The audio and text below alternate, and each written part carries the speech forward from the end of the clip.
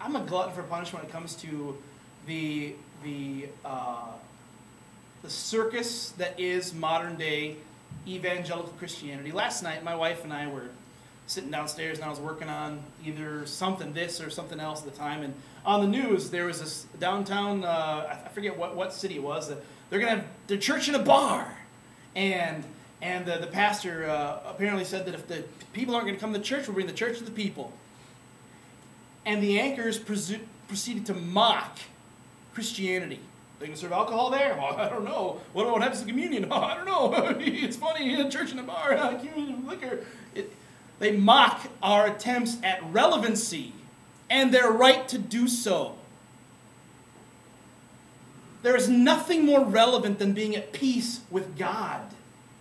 Nothing is more relevant to anyone. I heard a beautiful recording of someone witnessing to a guy from China.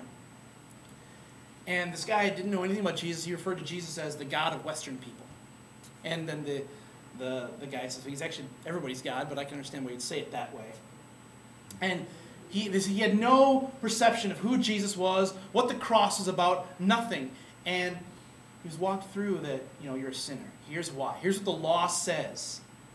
Here's what the word says, how you stand condemned.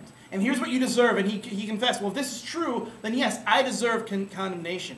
And then the one man said, but Jesus, he takes him through the cross. And now, because of what Jesus did, and the righteousness of Christ being given to him, God can forgive his sins and grant him eternal life.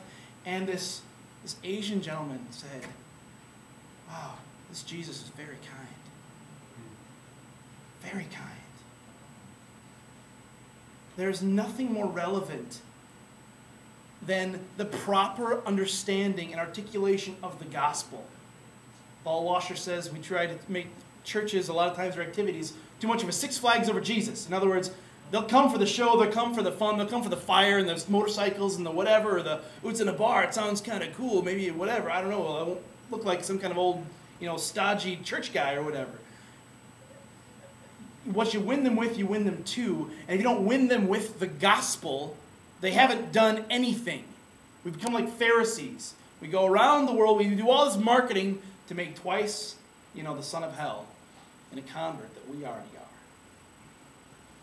We need to be careful. The culture is right to mock us, I think, in a lot of ways. When our attempts at relevancy so mar the clear presentation of the gospel to the unbelieving that it becomes foolishness. And not foolishness in the sense of 1 Corinthians 1 foolishness, but foolishness in the sense of you're missing the point foolishness.